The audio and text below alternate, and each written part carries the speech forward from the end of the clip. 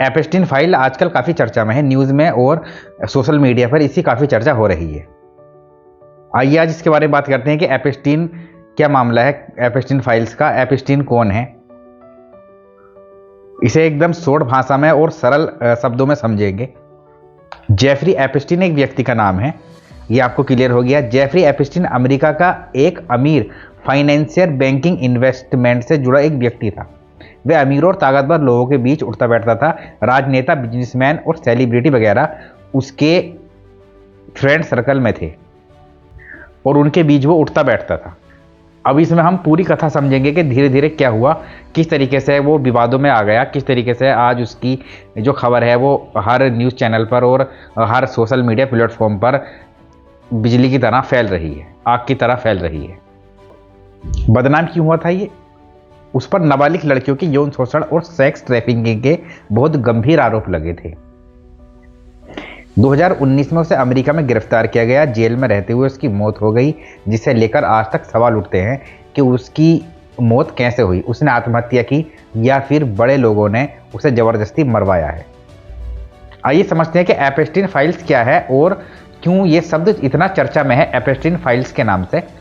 Epstein files जो है वो एपस्टीन से जुड़े हुए ईमेल हैं, नोट्स हैं, कॉन्टैक्ट लिस्ट है, फ्लाइट्स लॉग्स है, यानी कि जो फ्लाइट्स के साथ उसने किन लोगों के साथ कहां कहां सफ़र किया, और दूसरे दस्तावेज भी शामिल हैं। मीडिया में इसे एपस्टीन फाइल्स कहा जा रहा है। इन फाइलों में दुनिया के कई बड़े नामों का उल्लेख है, जिक्र है, इसलिए आज न्यूज़ में इसकी इतनी चर्चा है।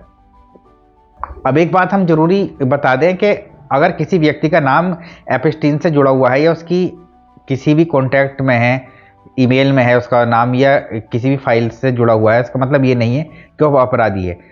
एपस्टीन ने कुछ लोगों का एक उदाहरण देते हुए जिक्र किया है, एक एग्जाम्पल देते हुए जिक्र किया है। इसका मतलब ये नहीं है कि अगर किसी का नाम है उसमें तो वो अपराधी है या अपराध से जुड़ा हुआ है या उससे जुड़ा हुआ है। इसमें कई लोगों के नाम है, जैसे नरेंद्र मोदी का भी नाम है, पाकिस्तान के इमरान खान का भी नाम है। अब जेफरी एपस्टीन के बारे में बिल्कुल शुरू से जान लेते हैं कि ये मामला क्या था, किस तरीके से एपस्टीन ने इतने बड़े लोगों से संपर्क स्थापित कर लिया, उनसे संबंध यानी कि उनसे एक रिश्ता कायम कर लिया, दोस्ती का रिश्ता कायम कर लिया। उसके बारे में हम बताते हैं। एपस्टीन का जो जन्म था 1953 में अमेरिका में हुआ था। बचपन से ही तेज तर्रार था और कॉलेज के बाद उसने क्या बोलते हैं शिक्षण से शुरुआत की अपने करियर की, यानी टीचिंग की।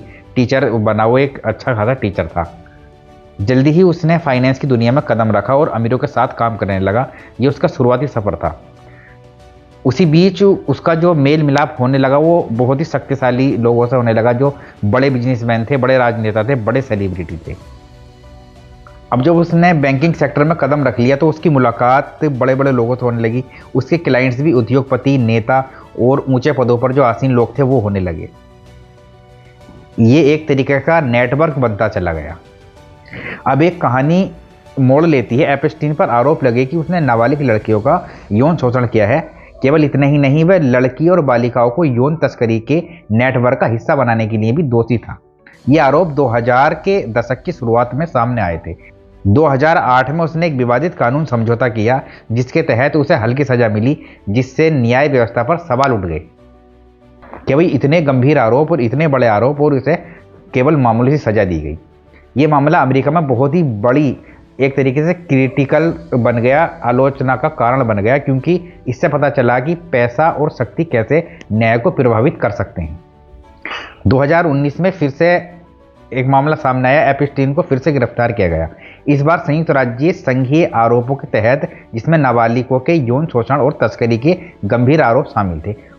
2019 में इसके तुरंत बाद वह न्यूयॉर्क की जेल में रहस्यपूर्ण तरीके से मरा हुआ मिला। वकीलों, आलोचकों और जनता ने उसकी मौत को सुसाइड या हत्या के रूप में लेकर कई सवाल उठाए हैं। इससे पहले जब उसे सजा कम मिली थी तो मीडिया ने और लोगों ने कहा था कि जो बड़े लोग हैं, जो उसके संपर्क में बड़े लोग हैं, उन्होंने उसे बचा लिया है। लेकिन जैसे ही ये मामला आम जनता में आता है, उसकी मौत हो जाती है, आम जनता में आता है, तो फिर से ये मामला उठता है कि बड़े लोगों ने उसे मरवा दिया है। ऐसा कुछ खबर देखने को मिलती है। अब बात कर लेते हैं दस्तावेजों के बारे में। उसके अमेरिका की सरकार और न्याय विभाग के पास एप्स्टीन से जुड़े लाखों पन्नों के गोपनीय दस्तावेज थे। दिसंबर 2025 में एक नया कानून एप्स्टीन फाइल्स ट्रांसपेरेंसी एक्ट लाया गया, जिसके तहत इन फाइलों को जनता के लिए जारी करना जरूरी हो गया था। जनवरी-फरवरी 2026 में न्याय विभाग ने करीब 3.5 मिलियन से अधिक दस्तावेज, वीडियो और तस्वीरें जारी कर दी। ये फाइलें क्या दिखाती हैं? एप्स्टीन का बड़ा एक नेटवर्क है जिसमें राजनेता, उद्योगपति, तकनीकी दिग्गज और प्रसिद्ध लोग शामिल हैं। कुछ दस्तावेजों में संवाद और ईमेल शामिल हैं जिनमें नाम या संदर्भ दिखाई देते हैं। FBI के टिप ऑफ में कई बड़े नाम भी सामने आए हैं। एप्स्टीन की फाइल्स में नरेंद्र मोदी और इमरान खान का भी जिक्र है। नरेंद्र मोदी का इजराइल दौरा है 2017 का, उसके बारे में कुछ लिखा हुआ है जो केवल एक एग्जाम्पल के तौर पर लिखा है और जिसे भारत सरकार ने सिरे से नकार दिया है कि इसमें नरेंद्र मोदी की कोई भूमिका नहीं है।